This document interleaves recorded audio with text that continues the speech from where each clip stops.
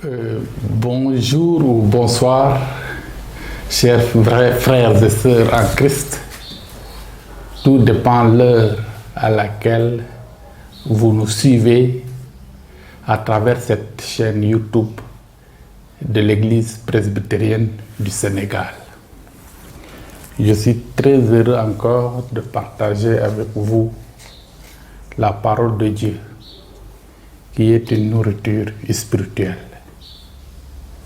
Aujourd'hui, nous allons lire, toujours dans le livre de la Genèse, le chapitre 17, les versets 1 à 8 et 15 à 21. Genèse, chapitre 17, versets 1 à 8 et versets 15 à 21. Je lis la parole de Dieu. Lorsque Abraham fut âgé de 99 ans, l'Éternel apparut à Abraham et lui dit: Je suis le Dieu Tout-Puissant. Marche devant ma face et sois intègre. J'établirai mon alliance entre moi et toi et je te multiplierai à l'infini. Abraham tomba sur sa face et Dieu lui parla en disant: Voici mon alliance que je fais avec toi. Tu deviendras père d'une multitude de nations. On ne t'appellera plus Abraham, mais ton nom sera Abraham, car je te rends père d'une multitude de nations. Je te rendrai fécond à l'infini.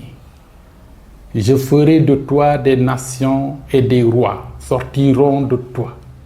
J'établirai mon alliance entre moi et toi, et tes descendants après toi seront selon leur génération. Ce sera une alliance perpétuelle en vertu de laquelle je serai ton Dieu et celui de ta postérité après toi. Je te donnerai et à tes descendants après toi le pays que tu habites comme étranger, tout le pays de Canaan en possession perpétuelle, et je serai leur Dieu. Nous allons lire aussi la deuxième tranche qui est le verset 15 à 21. Je dis à Abraham: Tu ne donneras plus à Sarah, ta femme, le nom de Saraï, mais son nom sera Sarah. Je la bénirai et je te donnerai d'elle un fils. Je la bénirai et elle deviendra des nations, des rois, des peuples sortiront d'elle. Abraham tomba sur sa face, il rit et dit à son cœur: Naîtrai-je un fils à un homme de 100 ans et Sarah âgée de 90 ans enfantera-t-elle encore? Et Abraham dit à Dieu: Oh, qu'Ismaël vive devant ta face. Dieu dit: Certainement Sarah ta femme t'enfantera un fils et tu l'appelleras du nom d'Isaac. J'établirai mon alliance avec lui comme une alliance perpétuelle pour sa postérité après lui. À l'égard d'Ismaël, je t'ai exaucé, voici je le bénirai et je le rendrai fécond, et je le multiplierai à l'infini. Il engendra 12 princes, et je ferai de lui une grande nation. J'établirai mon alliance avec Isaac, que Sarah t'enfantera à cette époque-ci de l'année prochaine. Amen. Donc, mes frères et sœurs, c'est une très grande joie encore, comme je l'ai déjà dit, de partager avec vous la parole de Dieu. Et le thème donc de notre message d'aujourd'hui, je l'ai intitulé Dieu réaffirme ses promesses à Abraham. Dieu réaffirme ses promesses à Abraham. Dieu a fait à Abraham des promesses. Et après quelques années, Dieu revient vers Abraham pour réaffirmer ses promesses. Pourquoi? Pourquoi cette réaffirmation? Pourquoi ce rappel? C'est ce que nous allons voir donc en procédant un plan comme suit. D'abord, nous allons donc parler des promesses dont Dieu a fait à Abraham. Nous allons parler du désespoir qu'Abraham a eu entre-temps. Et nous allons donc parler de Dieu qui s'est présenté devant Abraham comme étant, n'est-ce pas, le Tout-Puissant, se présentant devant Abraham pour donc lui rappeler les promesses. Et nous verrons Dieu qui renomme Abraham et aussi sa femme Sarai. Et Dieu, en réaffirmant aussi, ou bien en rappelant les promesses faites à Abraham, Dieu a précisé que ces promesses donc seraient éternelles. Ce ne seraient pas des promesses temporelles, mais des promesses éternelles. Donc, les promesses faites à Abraham. Les promesses faites à Abraham sont depuis la Genèse 12. Nous voyons là-bas, Dieu a promis à Abraham, parce que son nom premier, c'était Abraham, père élevé, avant qu'il ne devienne Abraham, père d'une multitude. Pour le moment, c'est Abraham. Dieu a promis à Abraham une terre, une nation et des bénédictions.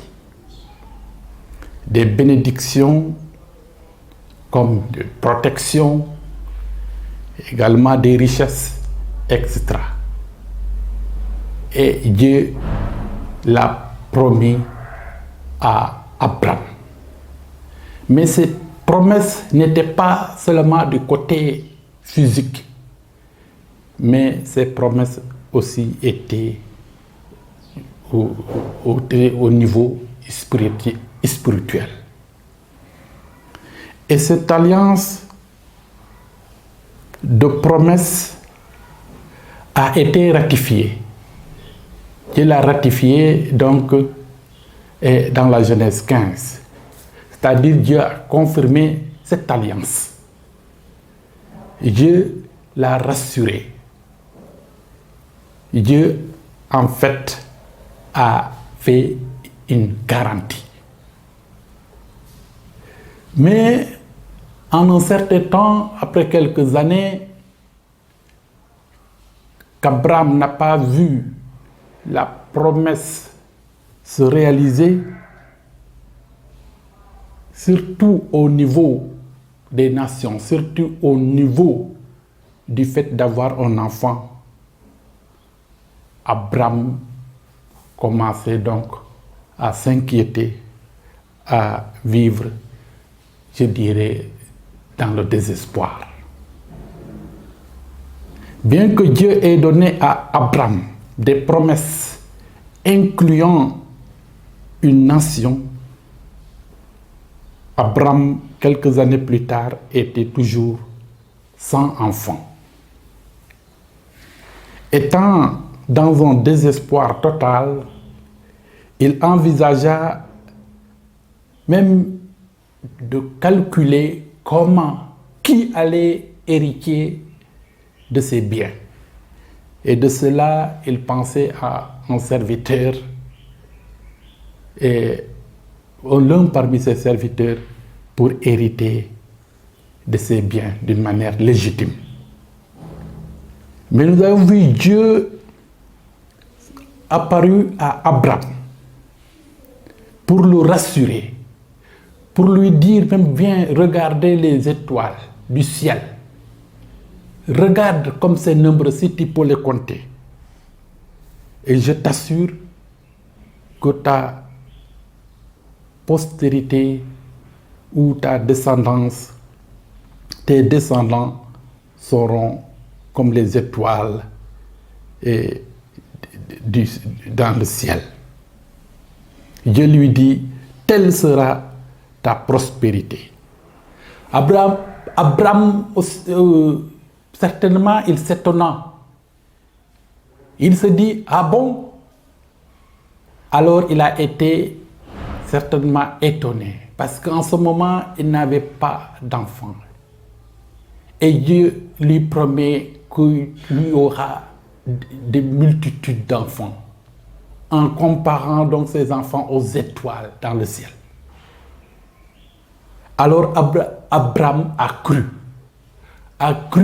à la parole de Dieu.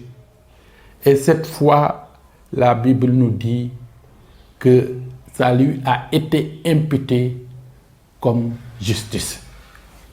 Et nous voyons en cela un grand modèle de justification. Oui, la justification qu'on voit ici à partir de la foi que Abraham a eue.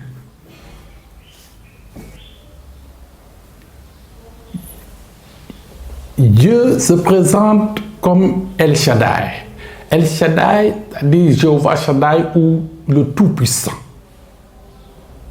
Abraham possédait une terre et beaucoup de biens.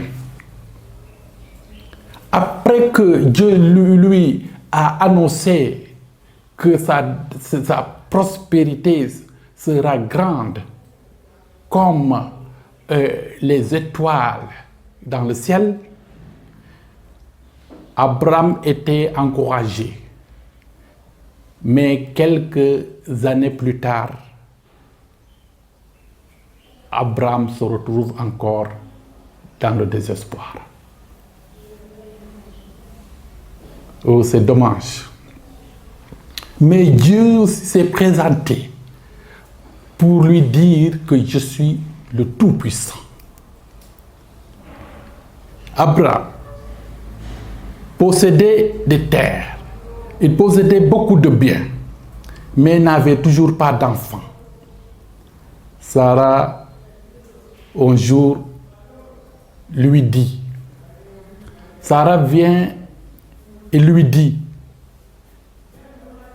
Seigneur, c'est-à-dire maître ou sangmi, Seigneur, et je voudrais te dire quelque chose. Et donc, Sarah a dit à Abraham, son mari, que moi je suis stérile. Et réellement, c'est important que nous ayons un enfant pour notre héritier, pour la promesse dont Dieu t'a parlé. Il nous faut avoir un enfant. Je te propose de prendre ma servante, Agar, pour que au moins tu puisses avoir un enfant avec elle. Et Abraham a accepté la décision. Abraham a accepté le conseil dont Sarah, sa femme, lui a donné. Abraham dit, non seulement, et c'est une bonne décision. Pour Abraham, il a pris cela comme une bonne décision, un bon conseil, donc il a pris la décision de prendre sa servante comme femme. Mais mes frères et sœurs, une décision prise en dehors de la volonté de Dieu engendre toujours des problèmes. Une décision prise en dehors de la volonté de Dieu engendre toujours des problèmes. Comment prendre maintenant une décision à la volonté de Dieu? Il y a les moyens qui sont là, les moyens de prière. Il faut passer à la prière. Tu peux aussi lire la parole de Dieu pour connaître ce que les Écritures disent. Tu peux aussi demander, n'est-ce pas, un conseil auprès de ton pasteur, auprès des responsables, des responsables spirituels, des gens qui connaissent bien les Écritures. Tous ces gens, n'est-ce pas, sont vraiment disposés, certes, pour te parler, pour te donner, n'est-ce pas, des conseils selon la parole de Dieu. Certainement, tu pourrais recevoir d'autres conseils, mais il n'est pas interdit d'écouter des conseils. Même un conseil d'un enfant, il faut l'écouter, mais toujours prendre la décision à la lumière de la parole de Dieu. C'est mieux. C'est bon d'écouter les conseils. Même les conseils de ta femme, c'est bon de les écouter. Mais quand il s'agit de prendre une décision, il faut la prendre à la lumière de la parole de Dieu. Qu'est-ce que la parole de Dieu en dit?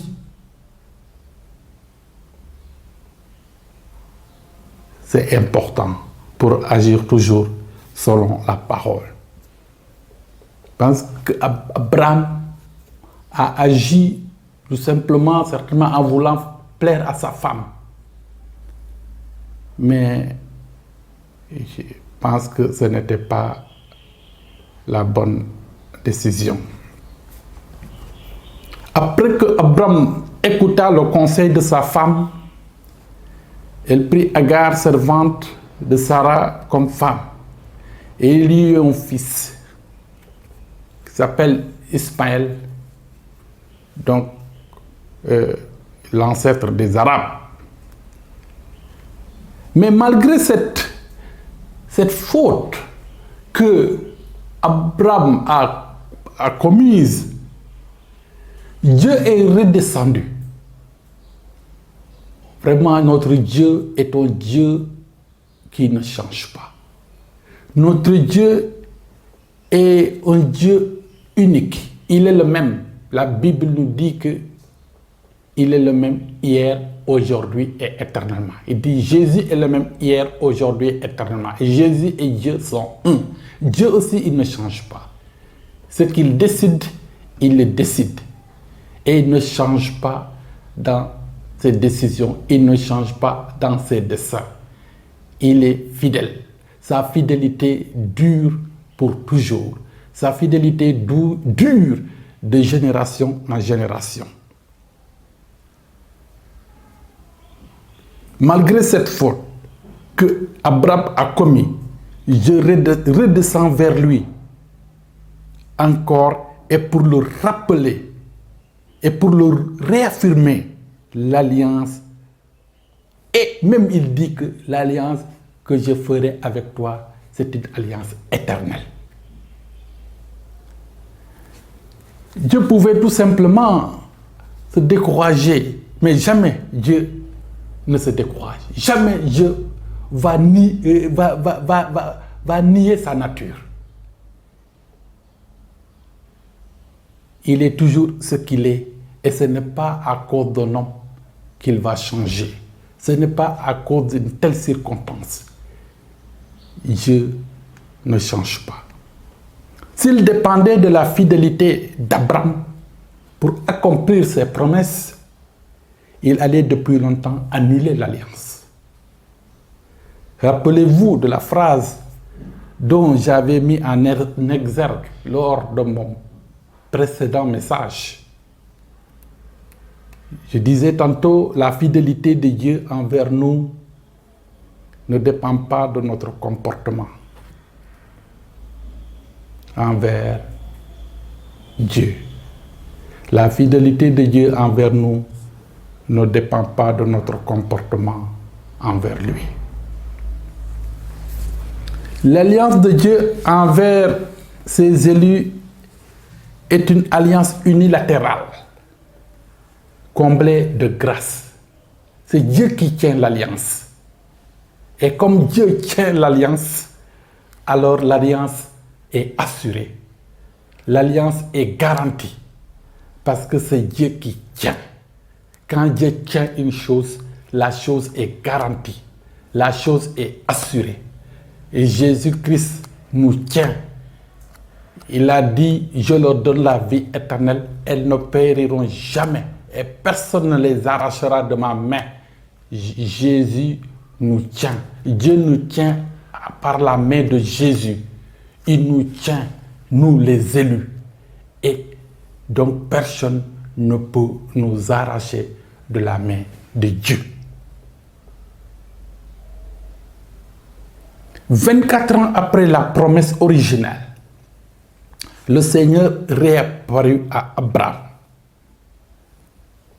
et se présente comme le Tout-Puissant, El Shaddai, Jéhovah Shaddai.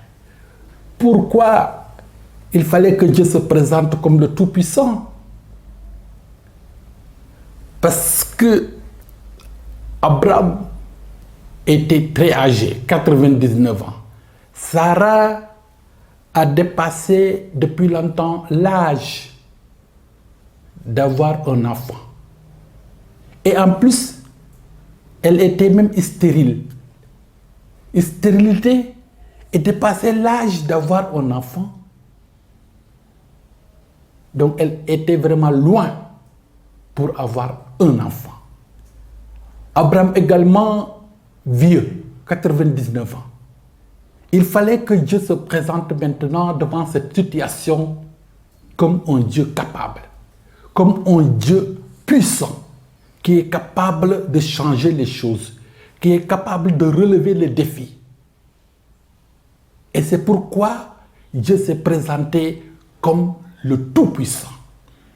Si c'était devant la maladie, il allait se présenter comme Jéhovah Rapha. Mais ici, devant une situation à relever, alors devant une telle situation, Dieu s'est présenté comme Jéhovah Shaddai, le Tout-Puissant, qui pourrait donner la capacité pour que, n'est-ce pas, ce couple puisse avoir un enfant. Dieu, c'était comme pour leur dire, certes, naturellement, vous ne pouvez plus en avoir. Naturellement, c'est impossible. Mais pour moi, c'est possible. C'est possible. Certainement, on peut se trouver dans certaines situations où on voit que vraiment, il n'y a plus d'espoir. Naturellement. Au niveau des médecins, il n'y a plus d'espoir. Au niveau de Nangam Nangam, il n'y a plus d'espoir. Mais toujours, il faut savoir que il y a l'espoir. En tant que croyant, il doit avoir toujours de l'espoir. Parce que avec Dieu, tout est possible. Et rien n'est impossible à celui qui croit. Tout est possible. C'est pourquoi le croyant, l'élu, ne doit pas vivre dans le découragement, ni dans le désespoir. Il y a toujours une issue pour le croyant. Parce qu'il Dieu et son issue. Aussi, Dieu dit à Abraham de marcher devant lui et d'être irréprochable. Dieu, en tenant l'alliance, il dit aussi à Abraham de marcher devant lui et d'être réprochable. Malheureusement, Abraham était réprochable. Abraham n'était pas du tout irréprochable, il était réprochable. Mais l'alliance de Dieu avec lui n'était pas basée sur une convenance de caractère, mais sur la responsabilité d'Abraham dans l'alliance en réponse de la grâce de Dieu. Je répète encore, l'alliance de Dieu avec lui n'était pas basée sur une convenance de caractère, mais sur la responsabilité d'Abraham dans l'alliance en réponse à la grâce de Dieu. Néanmoins, Dieu désirait la sainteté de la part d'Abraham. Dieu nous bénit et désire notre sainteté, mais il n'attend pas notre sainteté pour nous bénir. 99 ans avait Abraham et Sarah était stérile et avancée en âge. C'était un problème.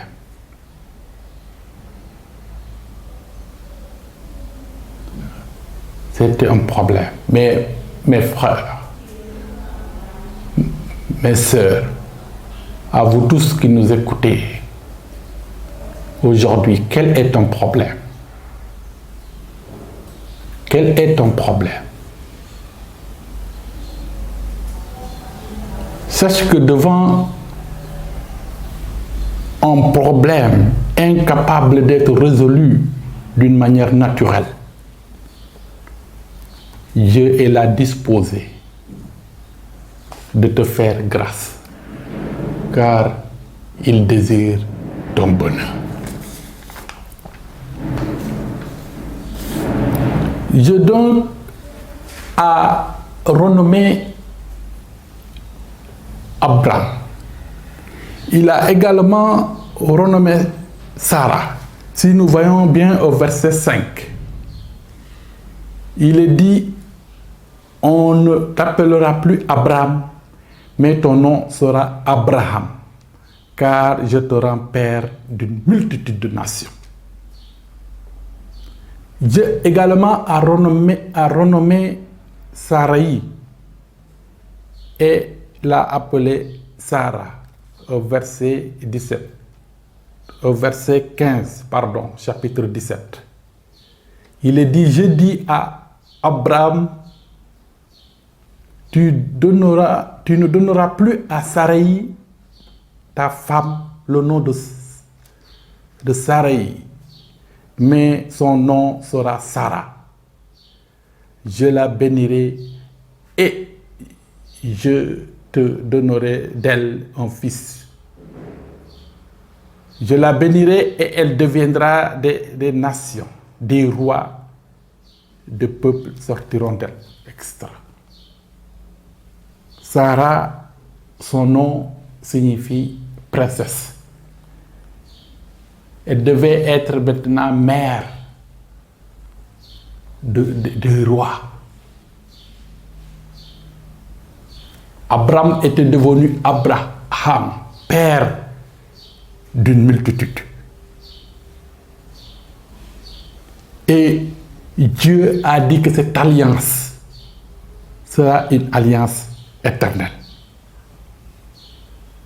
Mes frères et sœurs, dans la vie, en général, c'est le papa, le père qui donne un nom à son enfant. Et Donc, qui a donné, ou bien qui a renommé Abraham en Abraham?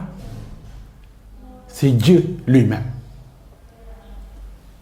Et donc Dieu était devenu le père d'Abraham. Abraham donc venait d'avoir, n'est-ce pas, un père spirituel. Parce que ce père spirituel lui a donné un autre nom. Un nom qui prouve qu'il est vraiment son père. Et également, Sarah également, on l'a donné un autre nom. Et cela prouve que Dieu les avait adoptés, a adopté ce couple pour que ces couples, n'est-ce pas, deviennent, n'est-ce pas, ses enfants. Nous aussi, nous sommes fils et filles d'Abraham, de ce couple, par la foi. Parce que nous tous, nous les croyants, nous sommes fils et filles d'Abraham par la foi. Et donc, étant donc fils d'Abraham, nous avons droit à hériter aux promesses. Abraham a reçu des promesses. Et nous avons cité toutes ces promesses. Et également, donc, nous aussi, nous allons avoir part des promesses d'Abraham parce que nous sommes ses enfants. Un enfant hérite son papa. Et Abraham, donc, étant donné que nous sommes ses enfants, nous allons hériter de ces promesses. Ces promesses dont Dieu a dit que toutes les nations de la terre seront bénies en toi. Et c'est pourquoi nous pouvons dire que, nous avons été bénis, nous avons, comme étant aussi fils d'Abraham, nous avons reçu la bénédiction de notre Père. Nous avons hérité des promesses de notre Père, Abraham. Et cette promesse, les bénédictions de cette promesse sont, n'est-ce pas, les bénédictions éternelles et sont en Jésus-Christ. La bénédiction que nous avons héritée des promesses d'Abraham donc sont éternelles et sont en Jésus-Christ. N'oubliez pas que quand Dieu a réaffirmé, n'est-ce pas, les promesses, il a dit que les promesses sont éternelles. Ils sont éternels parce que les promesses sont en Jésus-Christ. Et Jésus-Christ, donc, est là pour nous combler de toutes sortes de bénédictions éternelles. Des promesses faites à Abraham. Toutes les nations de la terre seront bénies à ta descendance ou à sa postérité. Et sa postérité, c'est Jésus-Christ. Si nous lisons bien en Galates 3,16, il nous parle de cela, que sa postérité, d'où les nations de la terre sont toutes bénies, c'est Jésus-Christ qui n'est-ce pas, qui vient d'Abraham. Sa descendance donc est le Christ, d'où nous sommes bénis par toutes sortes de bénédictions spirituelles et par la foi. Pour terminer donc, mes frères et sœurs, Dieu ne ratera jamais ses promesses envers nous. Les desseins de Dieu pour ta vie et pour l'humanité vont s'accomplir sûrement. Parce qu'il est El Shaddai, parce qu'il est le Tout-Puissant. Et il ne change pas. Et il est plein de grâce. Dieu soit loué. Amen.